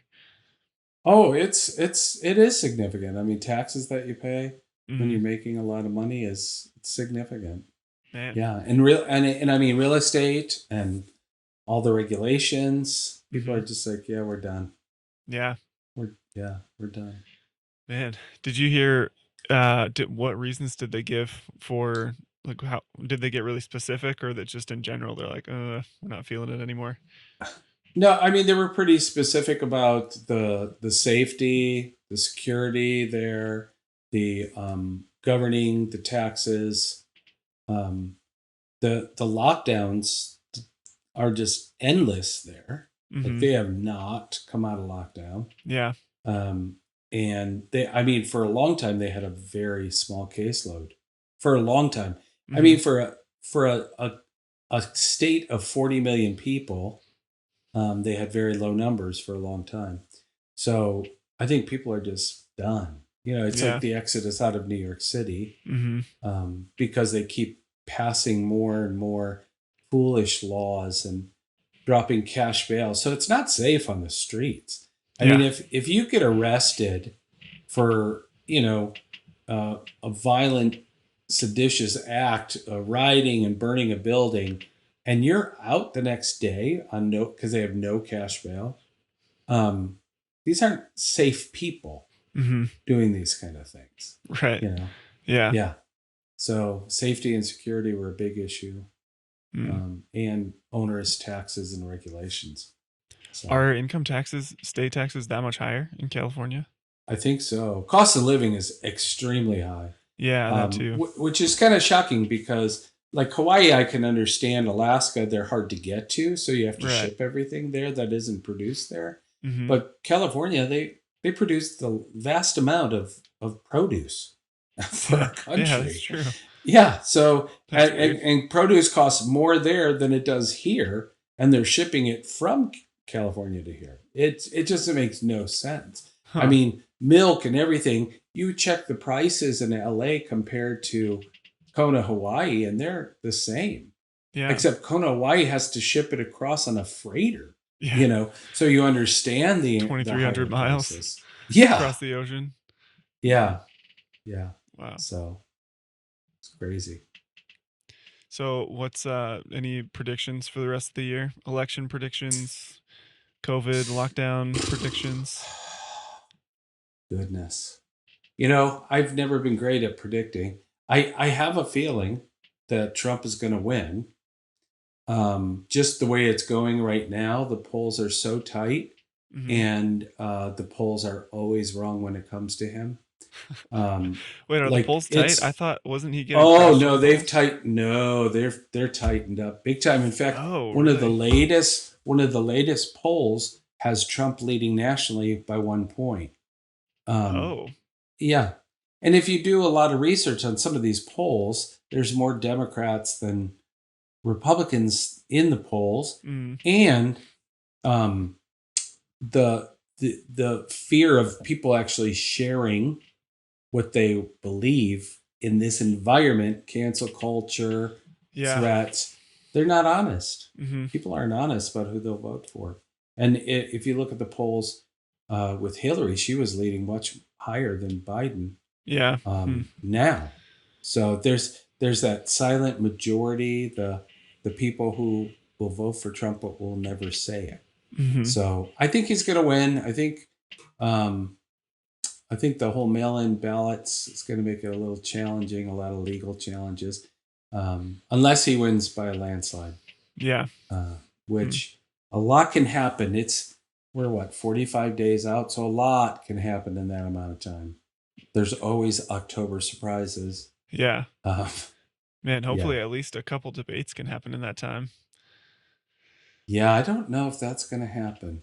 I mean, Have one's they right ever around the not done that corner. before? Has a No, presidential no, nominee ever just foregone not debates? in a long time. I mean, uh, when Lincoln ran, they had debates. I mean, all throughout the year. Oh yeah. Hmm. Oh yeah, yeah. There were two candidates, and they had many, many debates. So debates kind of like an American uh, pastime. Like it's a Yeah. normal part of the process. So if Joe doesn't do it, it's going to look bad. Hmm. Yeah, Yeah, it seemed this, all along as I've heard people say, oh, Biden's, and I guess I just have not been paying attention to it in the last couple of weeks, but with Joe Biden being up heavy in the polls and having things look that way, it's just hard to picture. I don't know, with how much he's just been absent from everything, like yeah. locked in the basement, as people have been saying.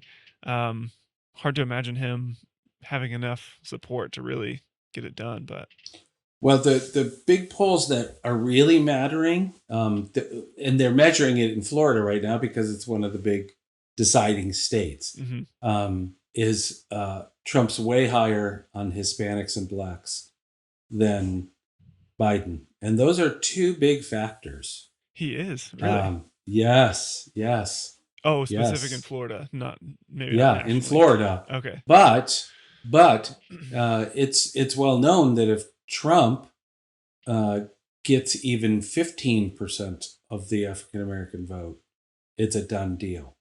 Hmm. And there's some saying right now he's at 20. Oh wow. Again, a people group who may not admit that they'd vote for Trump. Yeah. But Yeah, I yeah, mean that's probably even more. You're right, exactly. Even more difficult. yeah, yeah. Yeah, man. It'll Well, be it'll be interesting. The riots won't stop, I don't think.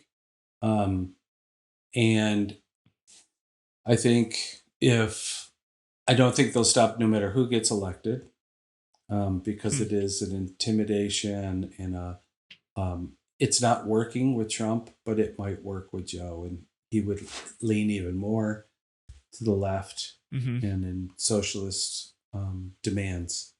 So some people are saying, oh, if Joe gets elected, it'll all stop. No, it won't. I mean, Hmm. they don't go by a normal playbook. Yeah. The ideology is so far left that Joe's a conservative to them. Yeah. Well, I mean, Yeah, someone who's out on the street looting and rioting is not thinking reasonably to begin with. So they're not thinking, yeah, oh, if this one thing happens or gets done, then it's just over. Then we'll have what we wanted, and we'll just right. carry on being reasonable people. If you're out looting and rioting on the street, you're not a reasonable person to begin Or with. or if you're an anarchist, you don't Right. want Yeah. either party in power. Exactly. So I mean, Antifa is not. They're not Democrat or Republican. Mhm. They're really anarchists, and so they're not going to be pleased with either person in power. They want to destroy the whole power structure. Yeah. Yeah. Yeah, So I gotta say, for both Antifa and Black Lives Matter, I've been saying this for the last little while. I just think whoever named those two groups did a fantastic job. I have to acknowledge at least that much. To call your group Black Lives Matter or to call your group anti-fascist makes it which is really hard. ridiculous. Makes it really That hard to come out and and stand up against those things. But Right, obviously, right. neither one Because of them somebody are said, actually "Oh, so standing you're for those things. pro-fascism?" And I'm like, Yeah, "No, right. of course I'm not. I don't think we are living in fascism." Uh-huh. But I do see burning books and Bibles and buildings, and the violence against innocent people Mhm. as pretty fascist. Mhm. It's so they've successfully redefined what fascism is. Mhm. Yeah, a strong personality is a fascist. I'm like, sorry, that's not it. Yeah. Yeah, yeah, Yeah, the more I've seen things get so muddied and confusing politically, um, I've been really seriously thinking about getting a history degree, and just really dedicating myself to study that because it just seems so crazy that we can be here in 2020 and have people so passionately standing up for, a socialist takeover, or be fully operating in a Marxist kind of worldview, and like passionately supporting those things. It just seems so crazy to me that so recently these things were destroying whole societies and were responsible for so much human suffering, even in relatively recent history. Yeah. I feel like we're not in touch with that as a society. It makes me want to dig into it. No. Well, and if we forget history, we're doomed to repeat it. The only problem is all the universities are Marxist, socialist institutions. Most of them, not all of them, Hmm. but so many of them. Um, they're already teaching it. That's where these young people are coming from. That's where they've learned it. Hmm. So the issue with learning history is learning it from the right place, so that Yeah. you're actually learning actual history, um, because it's so twisted now. Hmm. It's more opinion than historical fact. Yeah. Did you happen to see the movie Mr. Jones? No, I haven't. Oh my goodness, it's on Amazon Prime. You have to pay for it, but Okay. well, we decided that we felt like we should see it, and it's about a Hmm. journalist who goes to Russia after the the Marxist revolution there, and he uncovers that the government of Russia is that just fell off. That's the government of Russia is stealing or taking all. They take Ukraine and they're taking all their corn, Hmm. and they literally starved to death 6 million Ukrainians, and it's all covered up. Like, and the New York Times reporter is living high on the hog in Moscow Hmm. and writing all these wonderful articles about how the revolution there is just so exciting and so good. Wow. And Mr. Jones dares to report what actually happened. It's a true story. Hmm. And he's ostracized, humiliated, um, and pretty much ruined, is particularly by the New York Times. So nothing's new under the sun, Yeah, I guess so. unfortunately. Man. Yeah, yeah. It's frightening because if you watch it, you go, "Wow, we're reliving history right now." Wow. Um, yeah, That is yeah. scary. And It is scary. makes me half of me really not want to see that, and half of me really want to see it at the same time. Oh, you should see it. I like Yeah. it's very well done. The acting's phenomenal, and it's to me it's a real wake up call, and it's good for. I think we need to see it so we go, whoa, Hmm. we don't want to embrace this. This is not what we want. Yeah. Yeah, Yeah, yeah, man, I feel like we need a heavy dose of that in many different forms, and it is so hard because like what you're saying, it seems like a whole, I mean, I didn't go to college, or haven't yet. And so, I missed out on that, thankfully. But so many people my age are coming out of school with those ideas, and it's hard to even know how it happened. I mean, maybe you have a good answer for that, but it's like, how is it that academia is so far left in that way? I mean, where did all the conservative professors go? yeah. I think they just eventually got silenced and pushed out of the way. Once the leadership is progressive left wing Marxist, Hmm. then the people they hire are gonna match that. I mean, there's some conservative teachers Hmm. definitely at all of the top universities, but they're a few and far between. Hmm.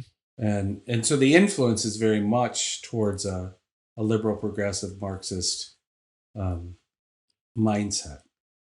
Yeah. So you're going to crank out a bunch of liberal Marxist leftists. So although there is a growing number of the numbers of the Republican uh, clubs and groups on campuses are growing exponentially. Hmm. Like I was amazed that Susan Rice, her son, is I don't know if he's at Stanford or UCLA, but he's part of the Young Republicans there, and he's a massive Trump fan, Okay. which I thought that is interesting, very interesting. Hmm. Yeah, The yeah. pendulum may So be I mean, swinging back I to the think it other is side a little swinging. bit. I actually think it's swinging somewhat, but the media in the higher education is so left, Hmm. the primarily, that it influences so greatly, but they're losing influence because they've been so untrustworthy.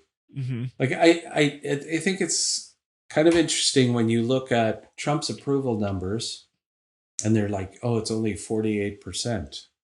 Well, Nancy's are like 20%. The House of Representatives and the Senate are like in the 20s. The media is below 20. Yeah. So it's like this is liberals and conservatives coming together on this surveys, Uh-huh. and they're saying the most untrustworthy in the whole group is the media, and Hmm. then it's the House and the Congress well before Trump. But nobody talks those numbers, right? Nobody Yeah. talks about. Yeah, I love looking at those.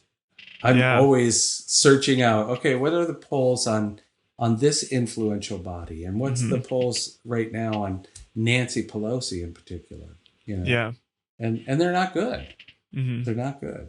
But those very people will point out Trump's poll numbers, even though they're 20, 30 points higher than theirs. Wow. Yeah, That's pretty bold. yeah, yeah, Man, to me yeah. that seems like it seems like an indicator of a system that's not fully working to have all the people who No, are representing you have such low approval ratings, or especially, in the government side and then also on the media side.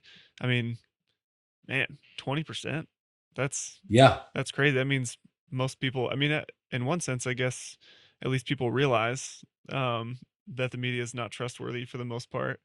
yeah, yeah. So I guess that's sort of good, but man, it'd be great to have some major news outlets that were giving you some straight news without as much bias. Yeah, I think if I could go back to school, if I if I could go back and start over, and I would study journalism, because I just there are very few true investigative journalists anymore. Mhm. Very few, because they're always inserting their viewpoint. Now, it's Yeah, going to come out a little bit no matter what, for sure. just by the subject matter you choose, I guess. But there's a few out there. Cheryl Atkinson is an amazing investigative reporter, Hmm. and she'll investigate anybody. Um, but she's had a hard row. Like, she Mhm. did investigative reporting and of the Obama administration spying on journalists, and including herself, and she became anathema in the media because Hmm. of it. Um, yeah, ridiculous. And then Real Clear Politics, they do a lot of the polling, and they have real clear investigations, and their staff investigative journalism is phenomenal. Hmm. It's just I'll have to check incredible. that out. Like, yes, they dig. You just Google Real Clear Investigations, and you got to look, because they put lots of different investigative reporting. So New York Times, and I'll tell you, New York Times is a very liberal paper, but sometimes their investigative journalism is tops. Like, Hmm. they really dig in and search out facts. There's certain ones that I really like.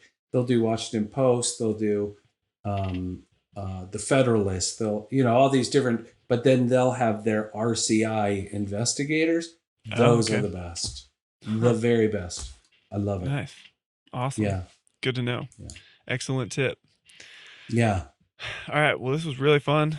Getting a yeah. chance to catch up and hear more of your story again. Part of it for the second time or third time, but some of it for the first time, and then just get to talk all the things that we did. Thanks for taking the time. And before we sign off, is there anything that you want to remind people of, tell people how they can get in touch with you. Maybe if somebody Yeah. heard like, oh man, when he's talking about inner healing, I really need that. What can people Yeah. do, or how can they get in touch with you? Yeah. So we have our website. It's pureheart.rest, R-E-S-T, rest for the soul. That's our website. We have our book there. People can purchase the book.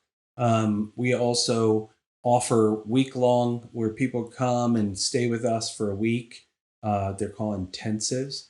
And we take them through healing and counsel during that week. And it's kind of like just wham, wham. It's really powerful and life transforming. If people come hungry, they're going to leave changed. Hmm. So we do that with a focus on uh, what is your goal? Where do you want to be at the end of this week? And helping them move towards their preferred future. And that those are a lot of fun. We also come to churches and do weekend Pure Heart conferences where we teach it. And we don't just teach, we teach and minister. Hmm. And I believe the ministry part of it is the most profound. That's where transformation occurs. And we speak at churches and conferences and parachurch conferences all the time. So check us out at pureheart.rest if you're looking for more information. All right. Perfect. Thanks again. Till next time. Hey, thank you, man. Bye.